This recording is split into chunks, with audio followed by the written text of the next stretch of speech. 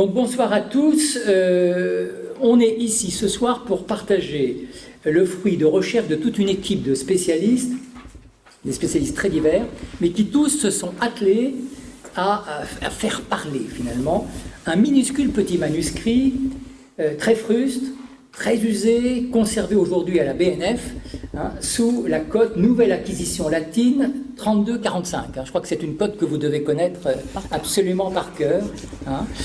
3245, donc NAL 3245. Et alors, s'il est important de vous présenter ce soir donc ces découvertes à vous, c'est parce qu'elles vous concernent au premier chef.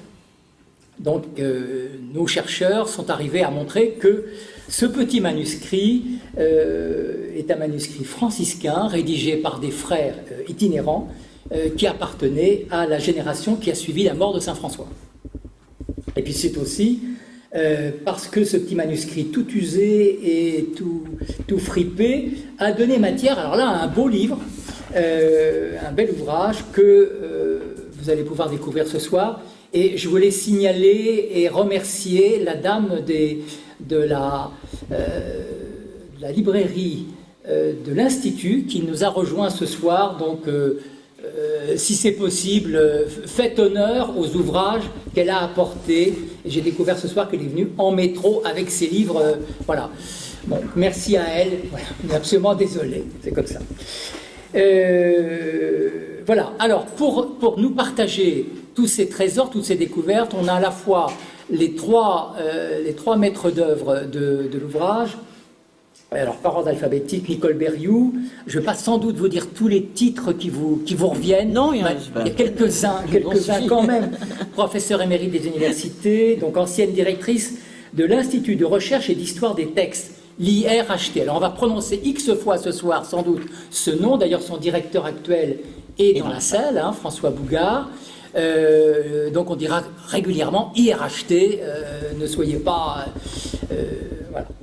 Donc, membre de l'Académie des inscriptions et belles-lettres, spécialiste du sermon médiéval, et puis éditeur avec Bernard Hodel et avec d'autres collaborateurs du Saint-Dominique de l'Ordre des Frères Prêcheurs, témoignage écrit, qui est un peu l'équivalent de notre totum franciscain, voilà, qui est paru il y a assez récemment. Jacques Dellarin, que tout le monde certainement connaît bien ici, qui est un ami de la famille franciscaine, qui lui aussi est un ancien directeur d'IRHT, membre de l'Académie des inscriptions et belles-lettres, et qui lui a été, vous le savez, le maître d'œuvre du François d'Assise, écrit, vie et témoignages, et puis de bien d'autres ouvrages, en particulier l'ouvrage consacré à Claire d'Assise avec Armel, le héros. Dominique Poirel, directeur de recherche à l'IRHT, directeur de l'Institut d'études médiévales de l'Institut catholique de Paris. Pour l'instant, c'est un sans faute, c'est pas évident de dire tous ces titres-là. Donc, directeur de l'Institut d'études médiévales de la Cato, spécialiste des maîtres de l'école de Saint-Victor, mais aussi d'Albert le Grand, mais aussi, désormais, j'ai vu sur son curriculum de certains écrivains franciscains. François d'Assise, que vous appelez écrivain franciscain, François d'Assise, et Angèle de Foligno aussi, là j'ai vu ça, et puis d'autres. Et puis alors, outre les trois maîtres d'œuvre, il y a Amandine Postek, je dirais sans vous dire, c'est une autre génération. Oui. Voilà. Oui, on n'est pas vexé. Voilà, Amandine Postek qui a joué un rôle très important aussi dans cette aventure. Et j'oublie pas qu'elle s'intéresse toujours au maître franciscain. En 2012, elle nous avait donné, dans l'étude franciscaine, un bel article sur les quodlibettes de Matthieu d'Acquasparta. C'est bien ça, donc un maître franciscain du XIIIe siècle. Voilà, donc les présentations sont faites. Moi, je vous propose que l'on commence par le commencement. 2015, il y a toute une flopée de parutions. Là, vous voyez, entre les mains, j'ai la petite édition en polonais de la vie retrouvée de François d'Assise. Il y a eu une édition du texte latin, il y a eu le texte français avec les notes dans Études franciscaines, il y a eu des éditions aux éditions franciscaines, puis maintenant chez CNRS Éditions. Donc, à ce moment-là, tout le monde sait qu'on a retrouvé une vie de François d'Assise par Thomas de Celano, une vie plus brève, dans ce petit manuscrit. Et puis aujourd'hui, paraît ce livre qui a un titre un peu différent. Cette fois-ci, c'est le manuscrit franciscain retrouvé chez CNRS Éditions. Qu'est-ce qui s'est passé donc entre 2015 et 2021 en grandes enjambées? On va vous entendre, il n'y a pas de problème. Alors, merci beaucoup, Pierre. Et merci de m'avoir donné le titre que je préfère ici ce soir, celui d'ami de la famille, ça me va très bien. Bon. Oui, alors, rappel des épisodes précédents, hein, on fait comme dans les séries.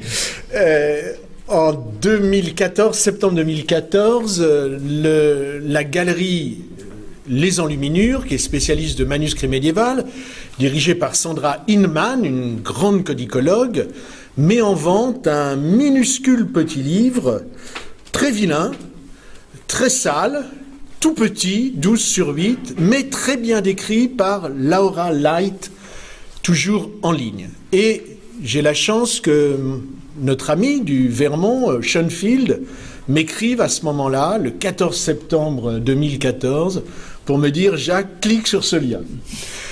J'y vais, je vois ce manuscrit, il y avait quelques pages reproduites, je sèche pour les transcrire parce que c'était très difficile. Vous voyez, quand on est à 12 cm de hauteur et que vous avez plus de 50 lignes par page, ça commence à devenir difficile, compliqué. Mais évidemment, mon attention est attirée par ce que Laura Light elle-même mettait en vedette, en quelque sorte, la présence au sein de ce petit manuscrit de 122 folios, d'une vie de François d'Assise, dont j'avais présumé l'existence 7 ans auparavant, en 2007. C'est comme l'histoire des planètes. Ouais. Une planète qu'on a découvert comme ça, qu'on a présumé d'abord son existence. Voilà. Donc, j'avais lancé cette hypothèse, elle trouve une réalisation inespérée, et évidemment, je me suis lancé, édition latine, traduction française, traduction plus raffinée dans études franciscaines, et puis finalement le texte est traduit en 8 ou 10 langues, y compris en chinois. C'était la première fois qu'on retrouvait une légende de François d'Assise depuis 1922, donc ça fait impression. Mais on a toujours dit, dès le début, Pierre, il ne faut pas que l'arbre cache la forêt. Cette vie de François d'Assise occupe les folios 69 recto au folio 84 verso. Sur 122 folios, ça fait exactement un huitième du manuscrit. Donc évidemment, je m'étais précipité sur ce huitième-là. Mais il y a 7 autres huitièmes. 7 autres huitièmes qui demandaient... Alors bon, il y a quelques textes, la règle de 1223, les admonitions, ça va, on peut se débrouiller. Mais les autres textes, je me suis dit, mais seul, je n'arriverai jamais à bout de cette œuvre énorme, parce que c'est tout de même environ 1 million de signes dans ce minuscule manuscrit de poche. Et là, dans ces cas-là, il faut avoir la sagesse de dire ce qu'on ne peut pas faire seul, on le fait formidablement bien en groupe, d'autant qu'en groupe, on a beaucoup plus d'idées, on pense plus juste, il y a un débat, il y a des dialogues, et puis il y a de la joie. Et il y a la joie de partager. Donc, les étapes suivantes, ça a été l'achat du manuscrit par la Bibliothèque nationale de France, grâce à la compréhension d'Isabelle Lemann de Chermont, qui n'est pas là ce soir, mais Amandine était son adjointe à l'époque, et elle se souvient d'un coup de fil que j'avais passé... Voilà, vite, faut faire quelque chose, parce que notre terreur, c'était que ce manuscrit surgit de nulle part d'une collection privée, retourne dans une collection privée, et soit perdu à tout jamais pour la science, pour la famille franciscaine, pour le grand public, pour tout le monde. Donc l'ABN l'a acheté, un prix, ma foi, fort raisonnable, parce que quand il n'y a pas de miniature, les manuscrits, les gens s'en foutent. Bon, ça nous a bien servi. Et je tiens à le souligner, dans les 6 mois qui ont suivi, la BNF a mis l'intégralité du manuscrit en ligne en très haute définition. Ce qui fait que chacun d'entre vous, en faisant le sigle NAL 3, 2, 4, 5, peut voir ce manuscrit sur écran comme jamais il n'arrivera à le lire en vrai. Et j'ai fait l'expérience, c'est évidemment beaucoup plus facile à lire sur écran, c'est le miracle des technologies modernes. Ce manuscrit est mis en ligne, c'était la première étape, mais ensuite il fallait le transcrire. Et c'est à cela qu'on s'est attaqué dans un groupe qui a été tout de suite sous deux égides, à la fois la Bibliothèque nationale de France, qui avait fait ce geste formidable de l'acheter, de mettre en ligne, de partager, et puis notre laboratoire, l'Institut de recherche et d'histoire des textes, dont la spécialité est précisément les manuscrits médiévaux. Voilà comment on est passé de la surprise, la divine surprise de la vie retrouvée, à l'idée que, mais attention, c'est un manuscrit entier qui est retrouvé. On a vu la pointe de l'iceberg, il faut voir le reste. Tout seul, c'est impossible. Il faut le faire en groupe. Ce groupe s'est constitué, et à partir de là, ça a été, il faut bien le dire, ça a été 5 ans de bonheur constant, de découverte, parfois de panique, jusqu'au dernier moment, on vous le racontera, mais surtout de joie du partage de notre groupe, partage de la publication, CNRS Éditions qui a fait, je dois dire, un volume magnifique, et puis partage ce soir. Voilà. Merci Jacques. Alors comment il y a eu des colloques, il y a eu des réunions, peut-être parce que la vie universitaire a joué son rôle dans cette affaire, Jacques. Enfin, je veux dire. Nous sommes des services publics. La BNF a montré qu'elle jouait un rôle de service public, c'est-à-dire non pas un rôle d'accaparement, d'appropriation, mais un rôle de mise à disposition du plus grand nombre gratuitement. C'est un esprit totalement franciscain, je veux dire, l'usage pauvre, le partage et la circulation des biens. On ne pouvait pas faire mieux, hein. Oui, bien sûr, mais nous autres qui avons la chance d'être dans des institutions publiques, nous sommes au service de la collectivité qui nous a confié cette mission. Donc c'est pour ça qu'une soirée comme ce soir, où on revient vers vous pour vous dire « ça, c'est à vous », c'est ça notre vrai bonheur dans cette entreprise. Mais alors, maintenant, il faudrait préciser... Alors, concrètement voilà, mais c'est Dominique qui va raconter ça. Alors, concrètement, il fallait à la fois étudier le matériau, le manuscrit, et puis ce qu'il y avait dedans, les textes retrouvés, etc. Comment vous vous êtes réparti le travail? Comment ça a fonctionné? Dominique, viens devant le micro, là. Voilà. Dominique Poiret. Voilà. Alors, je dirais... nous avons travaillé en plusieurs phases, bien sûr.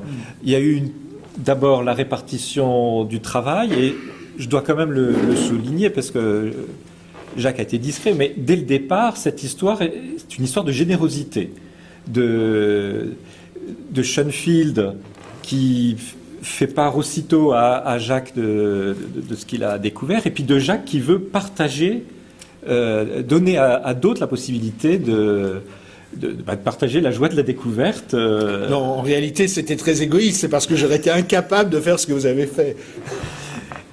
Donc, on s'est réunis. Grâce à la notice, on savait grosso modo quels étaient les textes. Donc, on s'est un peu partagé par affinité les textes. Et puis, nous avons travaillé, je dirais, de façon solitaire et solidaire. C'est-à-dire qu'il y a un moment donné, on est devant sa portion de texte, il faut la transcrire, essayer d'identifier, résoudre les difficultés, se poser des questions à la fois matérielles, comment le manuscrit est composé, mais aussi évidemment textuel, et puis derrière les textes, comprendre une histoire qui se trouve être une histoire franciscaine. Donc il y a eu ce travail solitaire, solidaire, et puis il y avait des réunions périodiquement dans le bureau d'Isabelle Lemann de Chermont, suivi souvent d'un dîner agréable où nous échangions sur notre découverte, on faisait le point, et puis vous l'avez dit, il y a eu un colloque en 2017 qui était l'occasion d'élargir le cercle. Nous étions un petit groupe de 6-7 personnes qui avaient déjà commencé à s'étoffer. On avait ajouté, par exemple, Denis Muserel.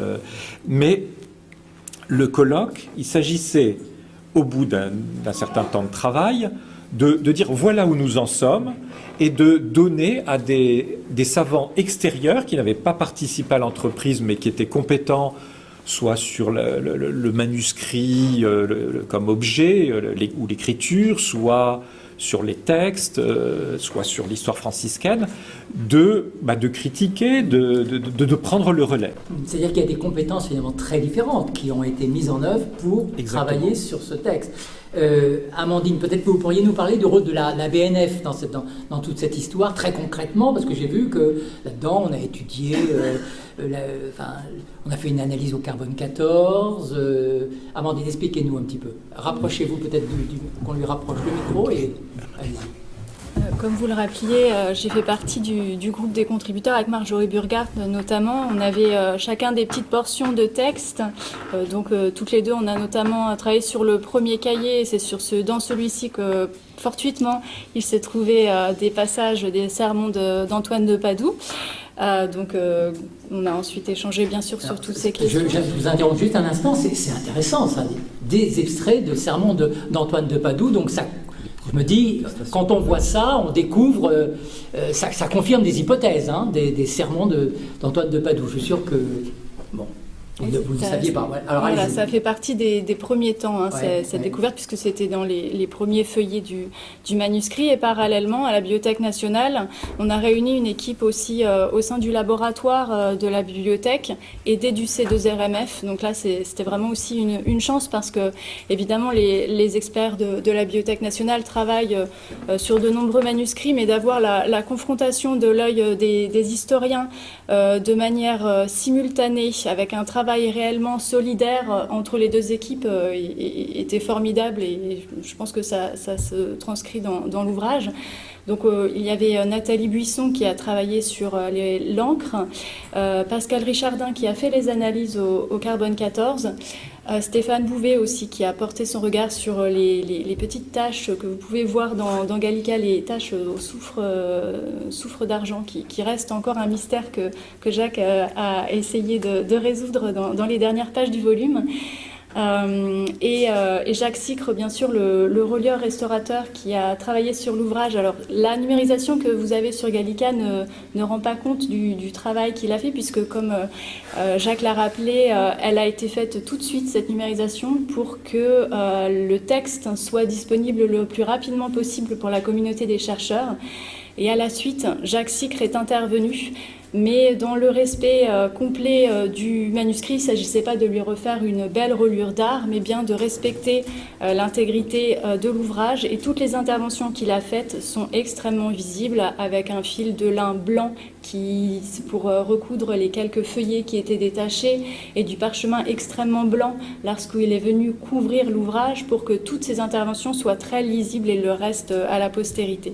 Donc ça a été là aussi un travail d'équipe qui a permis des différentes découvertes, qui bien sûr étaient presque toutes déjà esquissées dans l'œil averti de Denis Muserel, mais le fait de pouvoir à chaque fois les confirmer par l'œil scientifique des experts du laboratoire et du C2RMF était... On va peut-être prendre un petit exemple, tout simplement la peau. Voilà, la peau nous dit des choses. Voilà. Et puis quel morceau de peau, c'est des chutes. Moi, ça m'a beaucoup frappé, cette histoire de chutes. C'est pas des beaux. C'est sûr qu'on aurait fait ce manuscrit chez des bénédictins, on n'aurait sans doute pas pris les mêmes morceaux de peau. Alors expliquez-nous. Exactement. Alors je citais Denis Muserel parce que il savait bien sûr lui-même à l'œil nu reconnaître la peau de chèvre qui était celle utilisée pour ce petit manuscrit, puisque la peau de chèvre est utilisée très majoritairement dans les manuscrits méridionaux de l'époque. Et en fait, pour un œil averti de codicologue, la façon dont le poil est encore visible sur le parchemin peut permettre de reconnaître un type de peau, mais il est vrai qu'il y a très peu d'hommes aujourd'hui en mesure de reconnaître ce genre de détails à l'œil nu. Et donc Denis Muserel a participé à l'étude de l'ouvrage. Mais nous avons fait... qui nous a quittés, faut le dire. Et à qui notre volume est dédié, c'est important de le dire. Oui. Je vous ai interrompu. Non, non, mais vous avez bien fait je l'ai pas précisé. Alors, il y a la peau, mais il y a aussi, par exemple, la manière dont sont reliés ce qu'on appelait les quignons.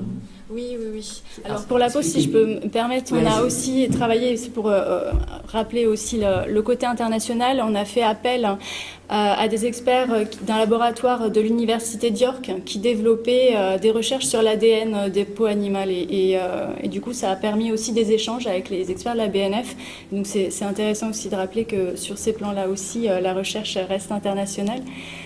Et sur les ficelles, elles ont aussi été étudiées. Alors là, le carbone 14 a eu tout son rôle puisqu'il a permis d'attester que la ficelle qui est aujourd'hui encore celle qui rassemble les différents cahiers du manuscrit est bien contemporaine de la réalisation de l'ouvrage, ce qui était loin d'être une évidence quand on l'a eu dans les mains les premiers temps, puisqu'on voyait bien, et ça se voit sur Gallica, donc la bibliothèque numérique, il y avait une première couture initiale dont on voit les petits trous quand on a le dos de l'ouvrage face à soi dans l'image. Donc on pouvait penser que cette deuxième ficelle aurait été postérieure, peut-être d'un siècle ou deux, et en fait elle est complètement contemporaine, et ça, sans l'expertise du C2RMF et l'analyse de carbone 14, on aurait pu passer à côté d'une information qui reste de taille aussi sur l'histoire du manuscrit. Il n'y a jamais de contradiction finalement entre les résultats de l'équipe technique, ceux qui travaillent sur la qualité de l'encre, et puis ce que va dire l'historien. Il n'y a jamais eu de moment où vous dites non, finalement c'est ça qui est génial, c'est que vous vous confirmez mutuellement, Dominique. Dès le départ, Jacques avait opté pour une datation qui semblait assez audacieuse, qui était assez haute. Ouais. Et puis, à un moment donné, Denis Muserel a dit deuxième tiers du XIIIe siècle, ce qui était compatible, mais élargissait, ça aurait pu être plus tardif. D'accord.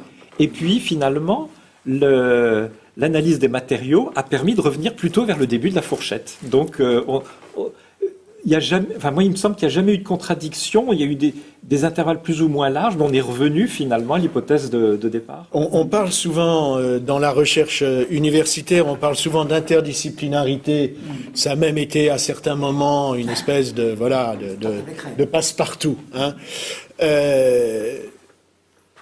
Là, je pense qu'on a vraiment fait l'étude totale d'un objet total. L'étude totale, c'est-à-dire qu'on a convoqué toutes les disciplines capables de nous apporter un éclairage sur ce manuscrit, dans un dépassement complet des sciences dites dures et des sciences dites humaines, ce qui pour moi n'a aucun sens. Il y a des gens qui font rigoureusement leur métier en suivant des protocoles clairement énoncés et en réservant une certaine part à l'imagination. Mais c'est aussi vrai des sciences dures que des sciences dites molles, enfin c'est absurde ce découpage-là. La preuve, c'est que toutes nos analyses ont convergé. Aussi bien l'histoire des textes que la codicologie, que la paléographie, que la chimie, que la physique, que la biologie. Tout a convergé.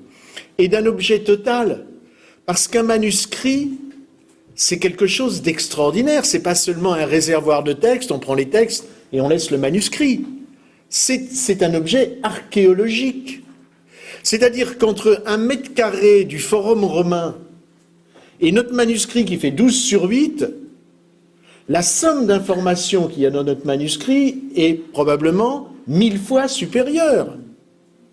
Donc, bien évidemment, moi je suis passionné d'archéologie, hein, c'est pas la question, encore une fois, d'opposer les sciences, mais au contraire, de dire voilà, l'approche archéologique appliquée au manuscrit nous a permis de faire des progrès considérables, de prendre en compte sa matérialité.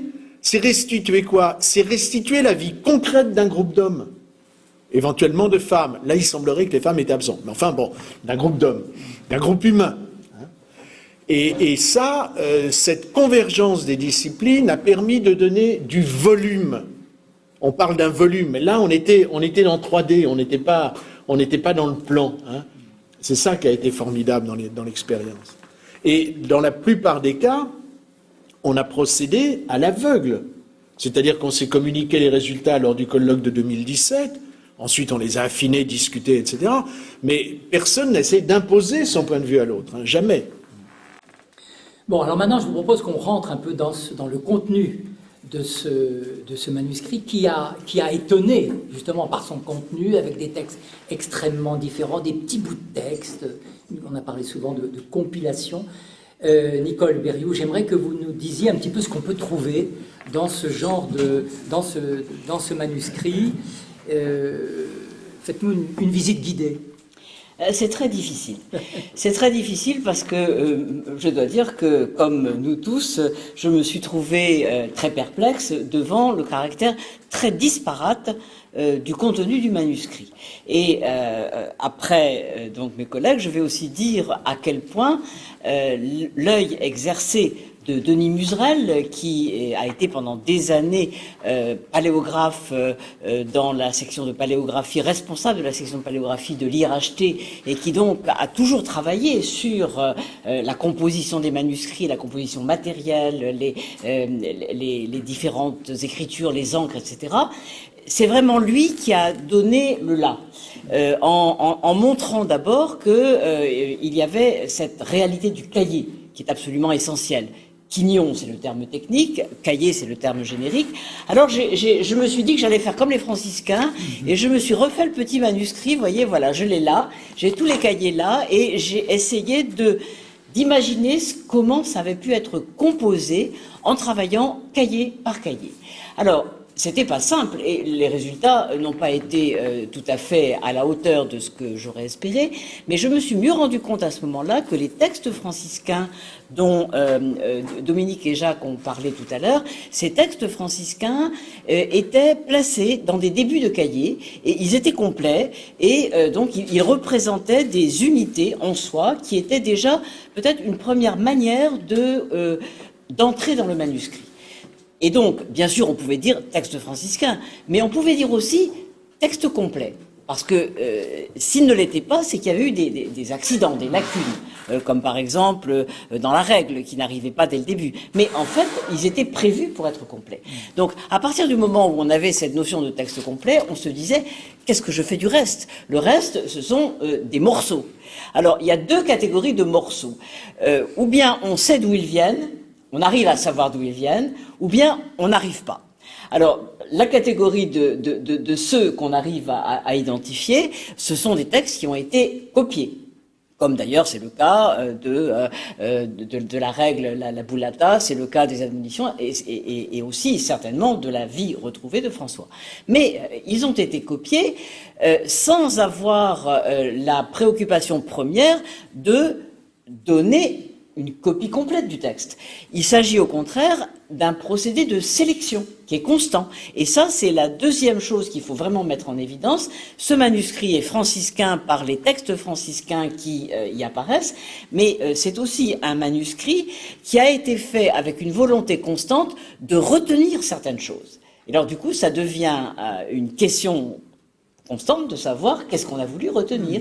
Un aide-mémoire un peu. Un aide-mémoire, mais un aide-mémoire qui est fait par 12 mains différentes. Alors on imagine bien sûr que les uns et les autres n'ont pas les mêmes préoccupations. Bon, en tout cas, ce qui est sûr, c'est que grâce à l'œil tout aussi exercé d'une jeune collègue italienne, Giulia Co, qui est une élève d'Attilio Bartoli Langeli, qui a travaillé dans des conditions très difficiles parce que même si elle avait le texte qui était reproduit sur Gallica, elle ne pouvait plus aller travailler en bibliothèque à cause des conditions de la Covid.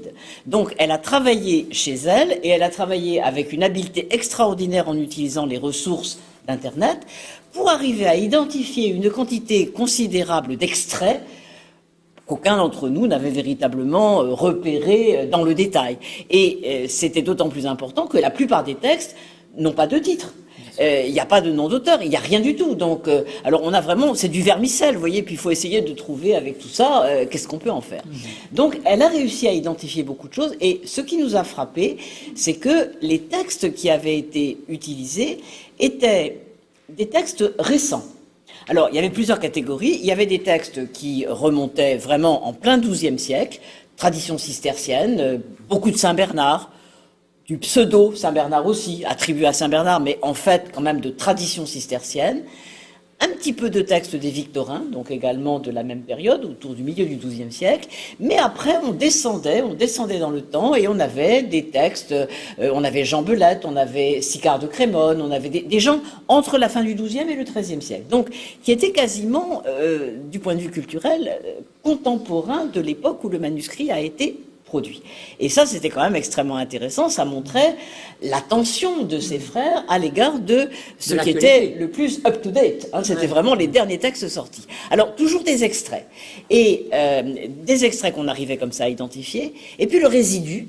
Le résidu, c'était des textes dont on ne savait pas d'où ils venaient et dont nous nous sommes aperçus, pour plusieurs d'entre eux, que nous pouvions à coup sûr démontrer que c'était des textes qui avaient été entendus et notés à partir d'expressions orales. C'est donc vraiment ici le rapport entre l'oral et l'écrit, qui est une des grandes questions qu'on se pose constamment, parce que bien sûr, l'oral aujourd'hui on l'a perdu, mais on sait à quel point il était essentiel. La communication était avant tout, comme ce soir, phénomène de transmission orale. Et là, nous avons au moins deux exemples où on peut démontrer qu'il s'agit de textes qui ont été donc entendus et pris en note. Il y a d'abord un sermon vers le milieu du manuscrit qui a été très certainement prononcé à Paris, parce que dans ce sermon, le prédicateur raconte une histoire qui se passe sur le petit pont. Et il dit Parvum pontem, le petit pont. Et quand on dit le petit pont comme ça, sans préciser, il n'y en a qu'un dans le monde, c'est le petit pont qui permet d'aller d'une rive à l'autre à Paris, et justement qui fait le lien entre le Paris des étudiants et le Paris du roi ou du monde commerçant. Donc il n'y avait pas de doute, nous étions en présence d'un manuscrit qui donnait un sermon parisien dans lequel on a en plus un proverbe qui est conservé en langue vernaculaire, hein, donc ça rajoutait encore à la chose. Donc, et là, on voit très bien que il s'agit de notes qui sont prises à partir de la prise de parole d'un prédicateur, parce que nous avons retrouvé un deuxième texte qui est une autre version du même sermon, exactement comme on le trouve très souvent au XIIIe siècle, et c'est ce que j'ai eu l'occasion de trouver souvent dans mes recherches. Deux étudiants prennent des notes sur le même texte, et ce sont les mêmes idées, mais ce ne sont pas toujours les mêmes mots, ni les mêmes phrases. Et donc, la comparaison montre bien que c'est l'événement qui est reproduit, mais en même temps, nous sommes dans l'oralité. Donc là, c'était un premier exemple. Il y a un deuxième exemple, c'est un petit texte dans lequel Jacques a identifié la pensée d'un franciscain parisien que vous connaissez bien, Jean de La Rochelle, qui a été l'un des premiers grands maîtres franciscains à Paris, juste avant le milieu du XIVe siècle. Et Jean de La Rochelle a écrit plusieurs traités, dont celui dont nous avions ici, semblait-il à première vue, un extrait qui portait sur différentes vertus. Mais en regardant de près, on s'est aperçu que c'était ça et c'était pas ça. C'est un peu comme les deux versions du sermon, c'est-à-dire que ce qui apparaissait, c'est que Jean de La Rochelle, utilisant d'ailleurs la culture de son temps, c'est-à-dire beaucoup d'auteurs qui avant lui avaient déjà traité le même sujet, était en train de construire sa propre vision des choses, comme un professeur le fait devant ses étudiants avant d'écrire un livre. Donc il faisait son cours et il définissait les éléments. Donc on a bien la même liste que celle qu'on a dans le livre, mais par contre les mots sont pas exactement les mêmes, les phrases sont pas exactement les mêmes. On sent que c'est une pensée vivante qui va donc bientôt se fixer dans l'écrit. Alors ça fait quand même deux exemples magnifiques dans lesquels on voit bien que ce manuscrit dépend également de tradition orale. Après, alors savoir exactement quelle est la part de l'oralité dans le manuscrit, c'est beaucoup plus difficile parce que il faut absolument trouver des démonstrations comme celle-là. Mais je dirais, à mon avis, il y a un troisième exemple sur lequel nous avons failli passer à côté, et c'est vraiment la dernière panique que nous avons eue juste avant de publier le livre.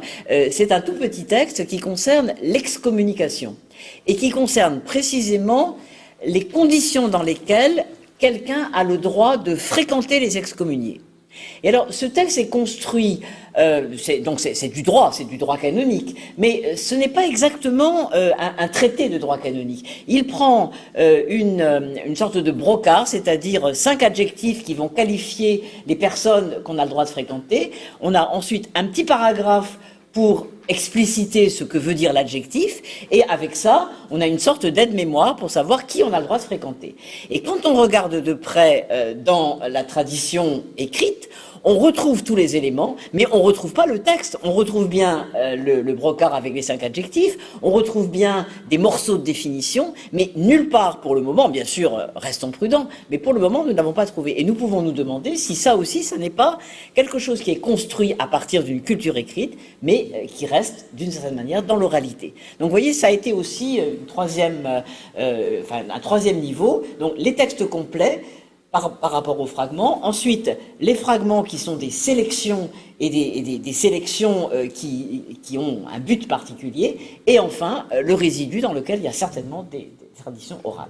Voilà. Nicole, vous qui connaissez bien le monde des dominicains et des textes dominicains, est-ce que vous sentez la différence ?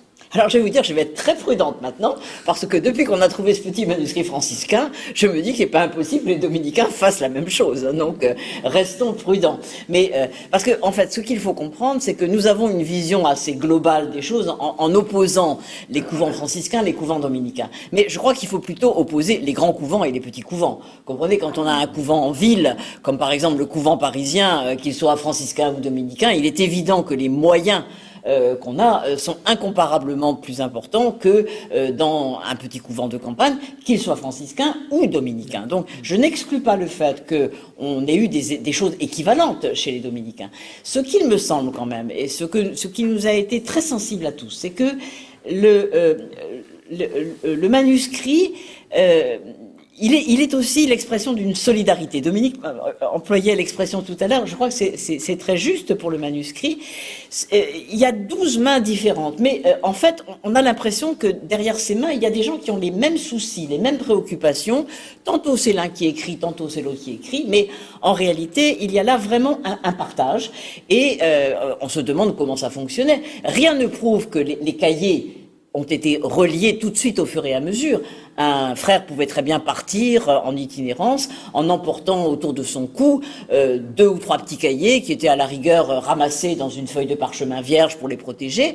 Et puis, là où il allait, il continuait à écrire. Il revenait au couvent et puis le manuscrit était à l'usage de tous. Donc voilà, ça c'est quand même quelque chose qui est très caractéristique du manuscrit. Je ne suis pas sûre qu'on trouve la même chose chez les dominicains. Je pense que les dominicains ont été beaucoup plus tôt orientés vers le travail intellectuel de l'acquisition des connaissances qui passe par les bibliothèques, et je crois que c'est aussi quelque chose qui sépare un peu les ordres au début, c'est que chez les dominicains, les livres de bibliothèque sont quand même beaucoup plus recherchés, on essaye même de s'en faire donner par testament ou autrement, on les copie, etc.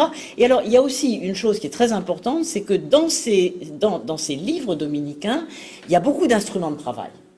Alors, on trouve les instruments de travail dans le manuscrit franciscain, mais on les trouve de manière sélective. Avec une exception, c'est le long texte, le long florilège que Dominique a travaillé, un florilège qui est principalement moral et spirituel, et qui donc découpe toute une matière, mais il est complet. Donc là, on est vraiment devant un outil qui va permettre d'utiliser des sentences intéressantes pour développer tel ou tel sujet.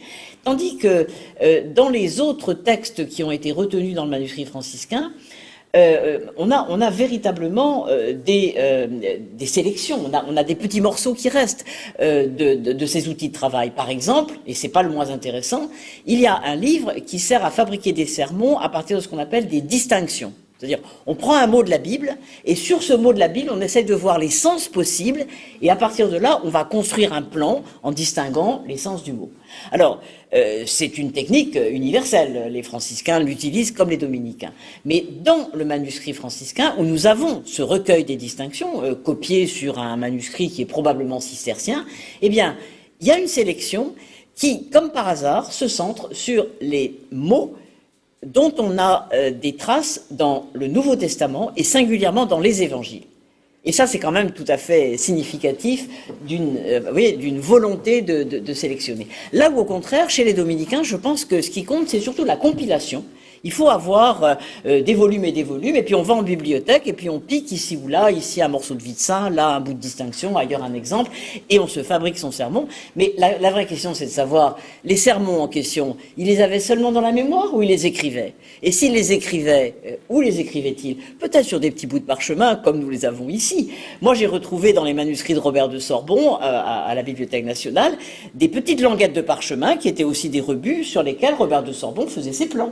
Donc, et beaucoup de choses sont perdues, ce qui fait qu'on est obligé de rester prudent. Mais je crois quand même que la différence serait plutôt à la fois la différence des tailles de couvents, et donc de l'insertion dans des milieux urbains plus ou moins développés, et puis par ailleurs ce rapport à la bibliothèque qui se développe sous la forme d'extraits chez les franciscains, là où on a peut-être davantage un travail sur place dans la bibliothèque chez les dominicains, je crois. Alors, essayons de poursuivre et de nous demander maintenant ce que ce petit manuscrit, finalement, nous dit de l'ordre de Saint-François. À quelle époque, d'abord, il a été vraiment par qui? À quelle époque? Et qu'est-ce que ça va nous dire de l'état de l'ordre de Saint-François à l'époque où il a été écrit? Jacques. Alors, pour ce qui est de la période, on a fini par tomber à peu près d'accord sur une fourchette relativement réduite entre 1232 et 1239. Pour les spécialistes, le généralat de Frère Élie, ministre général exactement dans cette période. C'est un moment assez exceptionnel dans l'histoire de l'ordre, puisque le fondateur vient de disparaître, mais l'institutionnalisation n'est pas encore complète. On est en train de passer, comme aurait dit Théophile Desbonnets, de l'intuition à l'institution. Et dans le manuscrit, on voit ça. Il y a encore des traits liés à l'itinérance. Il y a encore un latin perclus, si je puis dire, de vulgarisme, qui prouve un niveau culturel probablement modeste. Il y a une activité de copiste que Bartoli Langeli refuse d'appeler celle de scribe, mais de simple écrivant.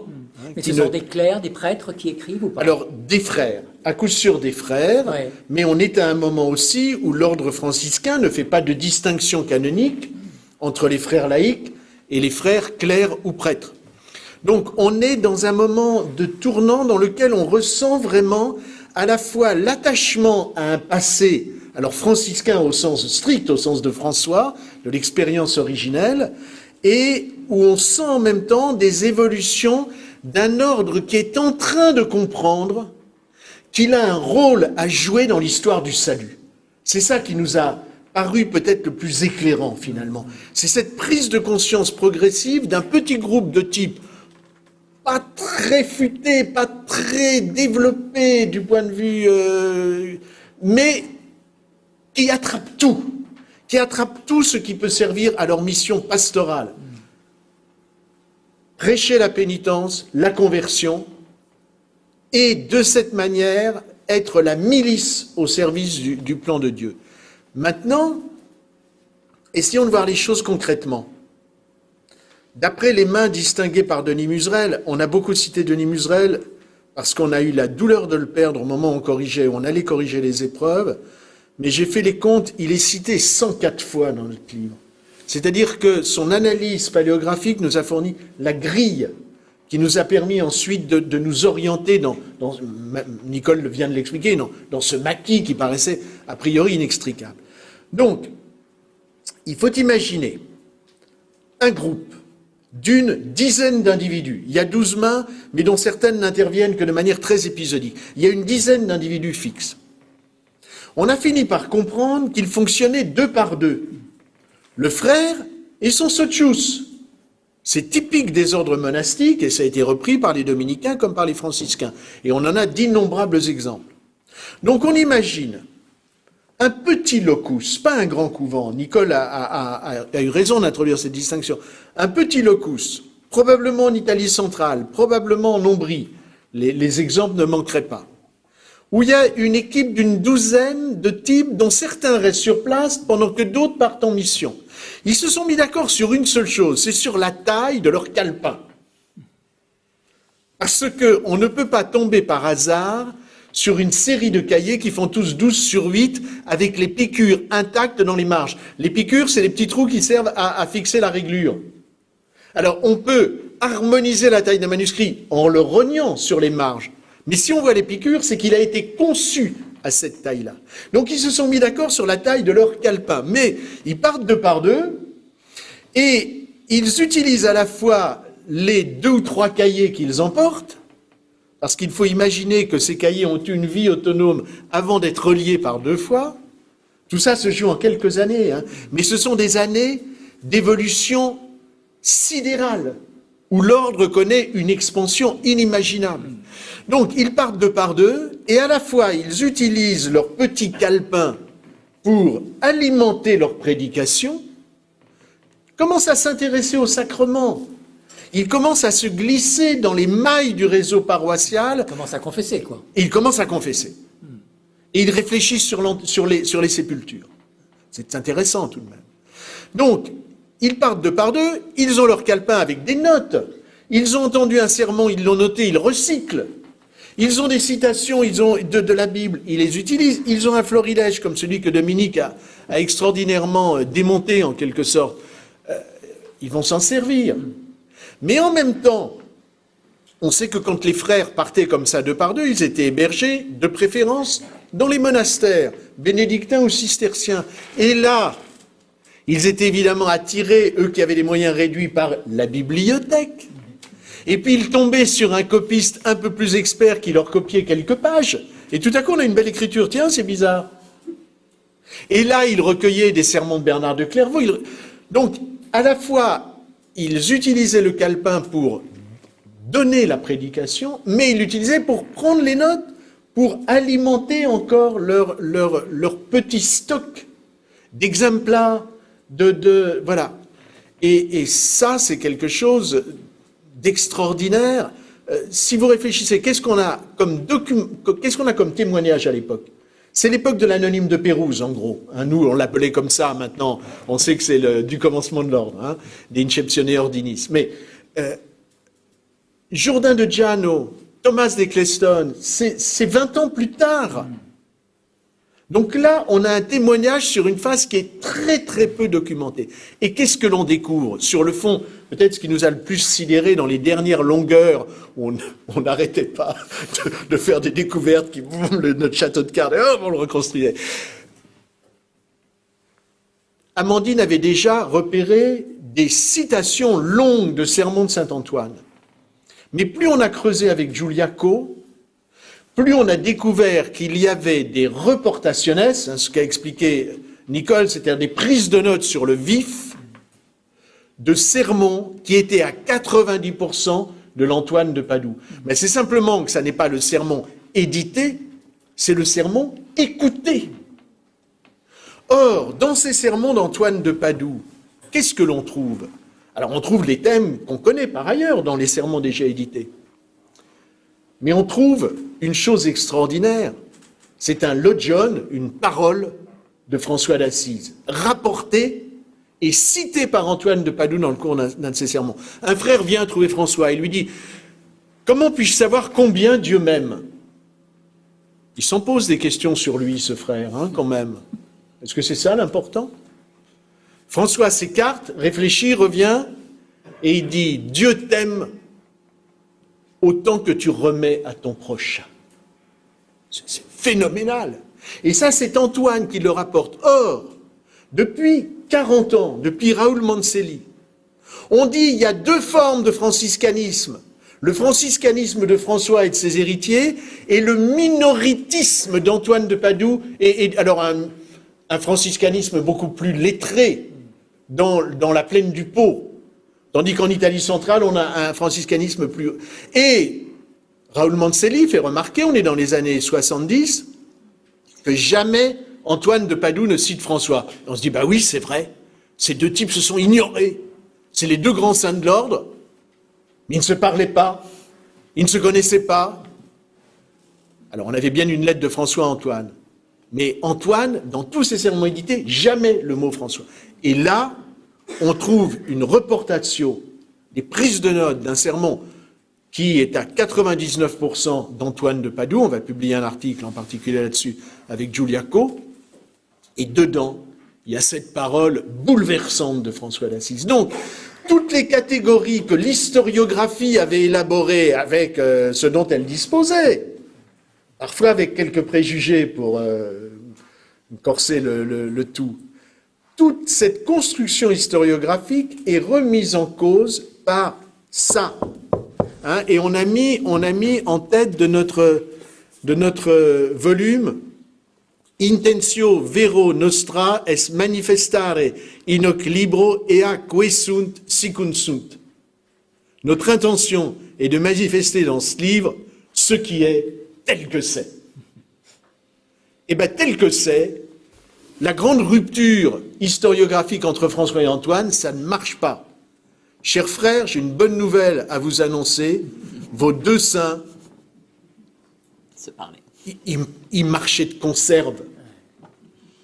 Et oui, ils avaient des niveaux de culture différents, mais ils allaient dans le même sens, ils poursuivaient le même but. Et il a fallu aller au fin fond, c'est dans les dernières longueurs qu'on a découvert ça, dans les passages les plus indéchiffrables, pour finalement, mais Franciscus haït.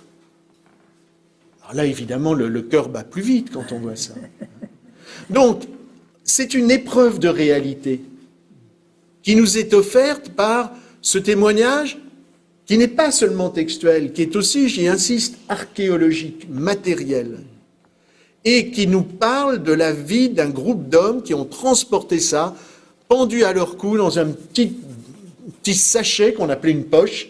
Les poches n'ont été cousues dans les pantalons ou dans les vestes que plus tardivement, à l'époque moderne. Hein. Au Moyen-Âge, les poches, elles sont itinérantes, si je puis dire, elles sont mobiles.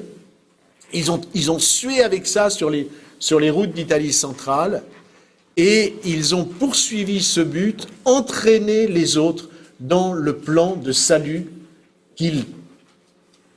pour lesquels ils pensaient être appelés, et pour lesquels, finalement, on arrive à réconcilier la mémoire de François et celle d'Antoine. Rien que pour ça, ça valait le coup. Alors, deux autres petites questions que je trouve en lisant le livre. C'est la règle y est, les admonitions, mais pas le testament. Première question. Et deuxième question, vous l'avez juste une petite allusion tout à l'heure, les femmes, c'est manifestement une période où les frères pensent l'ordre sans femmes. Enfin, je veux dire, c'est pas leur préoccupation en tout cas. Alors, sur la règle et le testament, Nicole répondra parce qu'elle a offert, je crois, la clé d'interprétation tout à fait judicieuse. Oui. Sur le problème des femmes, non, désolé, il n'y a pas de présence féminine, il n'y a pas de préoccupation d'une pastorale à destination des femmes. Je rappelle que mes amours de jeunesse, c'était Robert d'Arbrissel, voilà quelqu'un qui s'intéressait aux femmes, on ne peut pas dire le contraire. Il a fondé un monastère double, il a confié la direction à une abbesse. On sait que chez François, c'est un peu plus compliqué, et on sait qu'il y a une génération, celle précisément de l'anonyme de Pérouse, où on a un groupe d'hommes qui est presque un groupe chevaleresque. On a l'impression de ces escouades guerrières que décrivait Georges Duby. C'est des types qui sont une milice, c'est des chevaliers du Christ. Ils vont combattre. Et leurs affections sont entre hommes. Il n'y a pas de place pour les femmes. Et on sait que jusque dans la Vita Secunda, on voit ces moments où François lui-même met des barbelés entre les sœurs de Claire et lui. Donc, oui, ça témoigne de cette époque-là. Il n'y a pas... j'espère qu'on en découvrira un autre manuscrit où il y aura un petit peu plus de place faite aux femmes, ou un manuscrit de femmes, ce qui sera encore plus merveilleux. Il y en a, hein. Mais là, dans celui-là, non, on a affaire à des hommes qui parlent aux hommes, hein, tout de même, principalement. Et même dans les sermons, on a vu peu d'accroche pour un public féminin. Alors, l'absence du testament. Concernant le testament a été, il a bien été dit par le pape qu'il n'avait pas valeur réglementaire impérative comme les autres textes de François d'Assise. Moi, je pense que ce qui s'est produit dans justement cette génération sur quoi nous insistons tellement, c'est-à-dire juste après la mort de François, l'une des questions qui se pose aux frères, à côté de la réponse donnée tout à l'heure dont parlait Jacques, c'est-à-dire comment allons-nous contribuer à l'œuvre de salut? L'autre question, c'est maintenant que François n'est plus là, qu'est-ce que ça veut dire être fidèle à François? D'où la présence des textes qui sont d'abord la mémoire vivante de François, c'est-à-dire la vie et les miracles, tels que on les trouvait encore à cette époque-là, avant que Bonaventure n'impose la Legenda Maior. Donc il y a bien sûr ces textes-là, qui sont le François restitué à la vie à travers la géographie. Il y a la règle et les admonitions qui sont les textes fondateurs initiaux. Mais par contre, je pense que leur préoccupation est davantage de filer la recherche à travers cette représentation qu'ils ont du message de François, en travaillant justement cette œuvre de salut dans le domaine de la pénitence, de la conversion, du Christ souffrant, qui est finalement aussi, je crois, l'un des points sur lesquels il faudrait insister, et au moins que Dominique dise un mot de ce texte qui en est la meilleure représentation. Je vais lui laisser la parole immédiatement. Donc, moi, j'ai l'impression que nous sommes dans une version communautaire de ce qui a été réalisé au plus haut niveau de l'ordre avec le commentaire de la règle. Ce sont les mêmes années. On essaye de savoir comment il faut interpréter la règle de François. Et eux aussi, au quotidien, qu'est-ce que ça veut dire d'être fidèle à François? Et donc, dans ces conditions-là, il me semble que les voies prises sont celles qui ramènent au tout premier François, celui des premières années. Enfin, il y a peut-être une autre... Non, tout à fait. Oui, alors... En te rapprochant un petit peu. Oui, c'est vrai. Alors, à la suite de la règle et des admonitions, il y a un texte auquel je me suis intéressé, dont j'ai eu l'occasion de parler ici. C'est un très beau sermon, enfin, sermon très rude aussi, assez étonnant, qui commente le Notre Père, demande après demande. Et j'ai comparé, ça ne ressemble vraiment à rien de connu. On a énormément de commentaires du Pater, mais celui-ci est tout à fait à part, d'une langue proche du vernaculaire, avec une spiritualité un peu de choc qui alterne, enfin, qui alterne le chaud et le froid. Hein. Comment êtes-vous digne de réciter le Notre Père alors que vous ne le mettez pas en pratique? Et puis ça se termine après, chaque fois après un appel par la miséricorde. Mais donc j'ai émis l'hypothèse que ce Notre Père pourrait être de saint François lui-même, puisque codicologiquement ça serait tout à fait vraisemblable sans césure juste après les admonitions. Et puis il y a un certain nombre de traits par exemple, on sent qu'il y a cet ethos chevaleresque dont on parlait. Et puis alors, bon, on ne peut pas prouver que c'est de saint François, mais ce qu'il y a de sûr, c'est que si ce n'est de lui, c'est donc son frère. C'est d'un de ses frères proches, et quelqu'un qui n'est pas un clerc comme Antoine de Padoue, qui n'est pas un lettré, quelqu'un qui pense en italien. Mais alors, que ce soit de François ou d'un autre, il est très très beau, et vraiment, par exemple, c'est à ça que faisait allusion, je pense, Nicole. Il y a dans le commentaire de la 4e demande sur le pain quotidien un passage magnifique, une prosopopée du Christ en croix, qui dit, voilà, enfin, c'est un peu comme les impropères. Vous demandez de manger le pain quotidien, et le pain quotidien, c'est moi qui suis en croix. Vous voulez manger le pain des anges, alors que vous m'avez craché dessus, flagellé, mis en croix, etc. Enfin, chaque fois que vous péchez, etc. Donc, c'est le passage le plus long de ce Notre Père, et qui a une vraie beauté, tout à fait, je trouve, dans une veine franciscaine au sens strict. Et juste en complément de cela, puisque nous essayons de tisser des liens transversaux d'un texte à l'autre, il est frappant, quand on prend des petits bouts de citations, de voir la fréquence relative des citations qui ont un rapport avec le Christ souffrant et le Christ en croix. Et l'Eucharistie. Et l'Eucharistie. Voilà. L'autre dimension, c'est effectivement l'Eucharistie, qui est très présente à tous les endroits Et il y a une autre dimension aussi qui est présente et qu'on ne doit pas négliger, c'est l'hérésie. Ce sont toute une série d'indications dans les passages sélectionnés qui renvoient aux hérésies et qui marquent une volonté dans cette œuvre de salut de lutter pour faire vaincre la vraie foi. Et c'est vraiment récurrent dans tout le texte. Ça veut dire des frères qui vont être amenés à prêcher contre... Exactement, Ouais. exactement, qui ont conscience que c'est vraiment le danger fondamental contre lequel ils doivent lutter. Imaginons qu'on ait trouvé ce petit manuscrit avant 2010, pendant que vous travailliez sur le Totum, le nouveau Totum. Est-ce que ça aurait donné une autre... Alors, à part la question de la vie brève, évidemment, elle aurait été insérée. Mais par exemple, ce Notre Père, ce commentaire du Notre Père que Dominique nous parle, là, et qui nous vend un peu comme vraiment de Saint François, est-ce qu'il aurait eu sa place dans le Totum ? Alors, la vie retrouvée, à coup sûr, puisqu'on a Celano 1, Celano 2, et la vie retrouvée, c'est Celano 1,5. Donc, oui, on l'aurait mis au milieu, c'est certain. Le commentaire du Notre Père, je pense qu'on aurait utilisé ce scoop fabuleux, et on l'aurait intégré dans la catégorie des écrits incertains, mais l'inspiration est tout à fait franciscaine, stricto sensu. On essaie d'employer franciscain pour dire de François l'homme. Dominique, en commentant le commentaire, en l'analysant, a aligné les raisons pour lesquelles il ne pouvait pas être de François et les raisons pour lesquelles il devait être de François. Donc il a engagé une sorte de dialogue avec lui-même qui est très beau à lire, et même très amusant par moments. Et il nous fait remarquer une chose, il le compare au canon des écrits franciscains.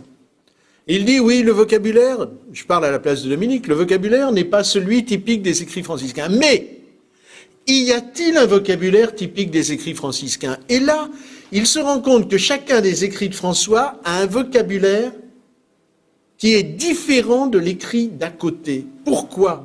Mais à cause des conditions de transcription. On sait qu'à part les deux autographes qui ont un lexique pour le moins pauvre et des fautes de latin à chaque tournant, le reste, à part le Cantique de Frère Soleil et Écoutez Pauvrette, où là il parle dans sa langue, donc il ne peut pas faire de faute, il est en train de créer la littérature italienne. Mais en dehors de ces 4 textes-là, François a dicté. Or, en fonction... Mais il a dicté en quelle langue? Probablement en italien, enfin en ombrien.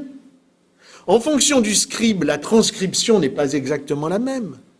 Donc, l'idée qu'il y aurait un fond commun de lexique franciscain, tel qu'on le voit apparaître dans les volumes bleus du CT-Doc qu'on a tous fréquentés, écrit de François, volume 1 de la série du CT-Doc, mais non, c'est une fiction. On a cousu côte à côte des morceaux qui n'ont pas le même lexique, parce que oui, ils sont bien du même homme quant à l'inspiration, mais non, ils ne sont pas du même homme quant à la transcription. Donc, l'écrit, si je puis dire, de Dominique, et peut-être de François, ne détonne pas sur cet ensemble-là. Il va dans le même sens. Et quant à l'inspiration, on a multiplié les rapprochements avec des passages des admonitions, considère, ô homme, etc., tout le bien que Dieu t'a voulu et tout le mal que tu en as fait.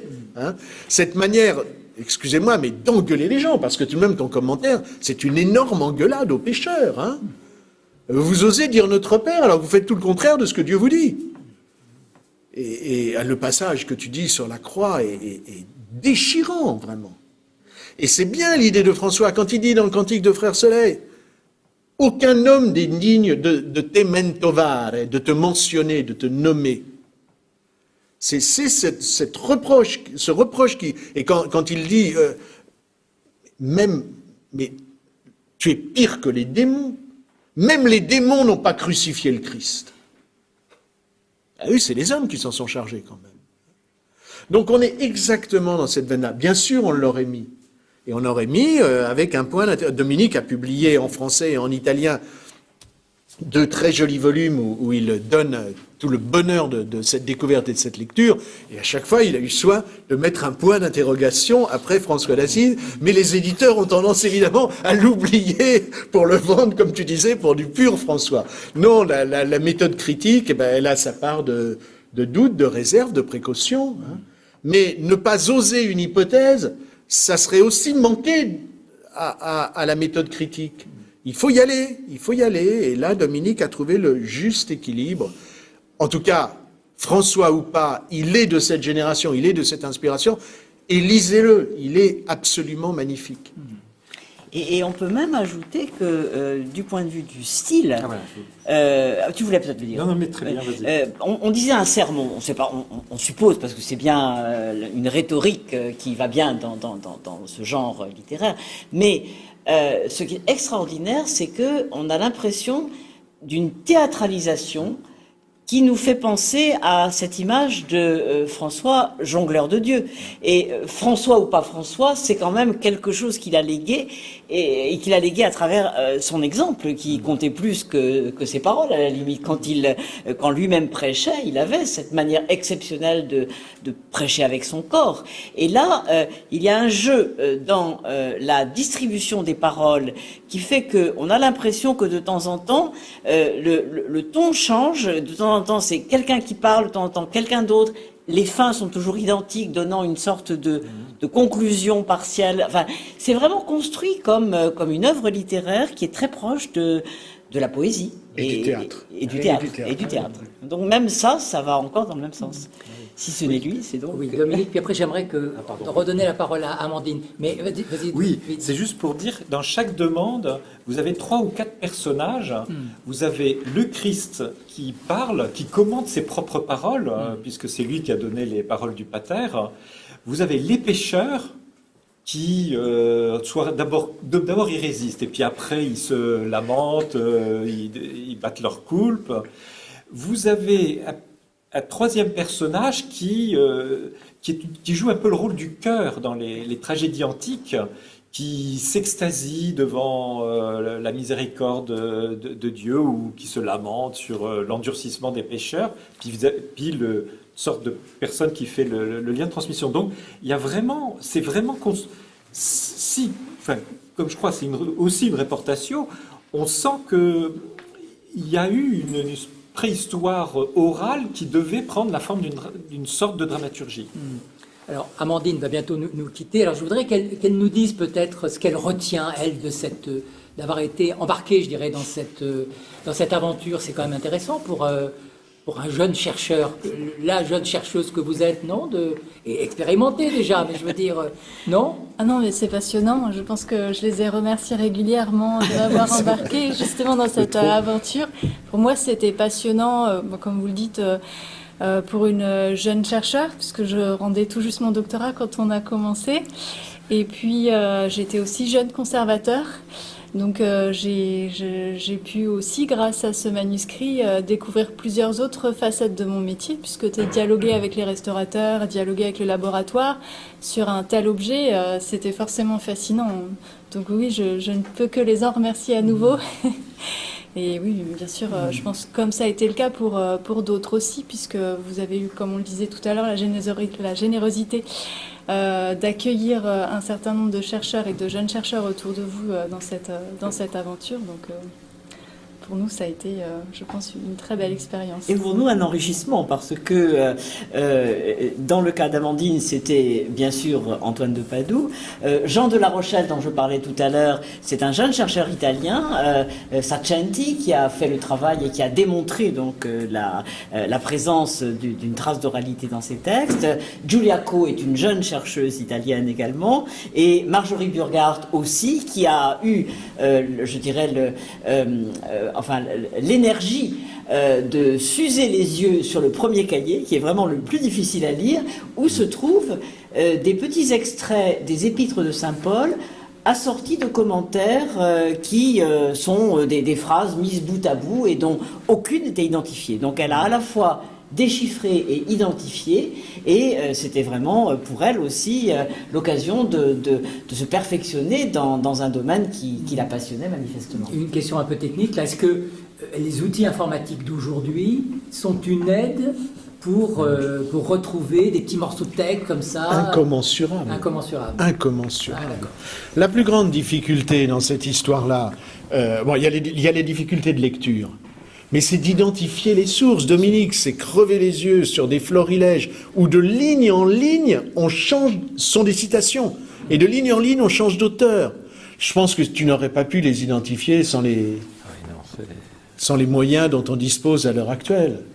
Et qu'on a d'autant plus apprécié qu'on a terminé notre travail confiné, mais avec la possibilité en ligne de voir beaucoup plus de choses qu'on en voyait autrefois après des journées de bibliothèque. Faut tout de même, voilà, c'est quelque chose d'extraordinaire. Et on est très fiers de penser que la Bibliothèque nationale de France, avec Gallica, notre laboratoire, l'Institut de recherche et d'histoire des textes, avec ses très nombreuses ressources en ligne, nous ont permis à nous, mais permettent à des centaines ou des milliers de chercheurs dans le monde d'aller de l'avant.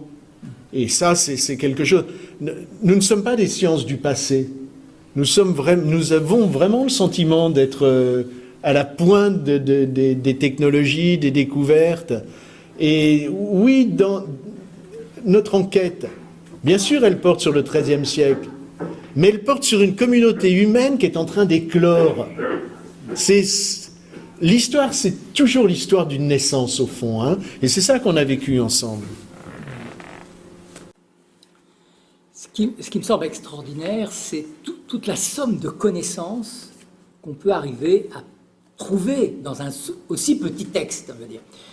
Et je me fais souvent la réflexion, je me dis, finalement, on va arriver à mieux savoir ce qu'il y a dans la poche d'un frère au XIIIe siècle que dans une province franciscaine dans la première moitié du XXe siècle.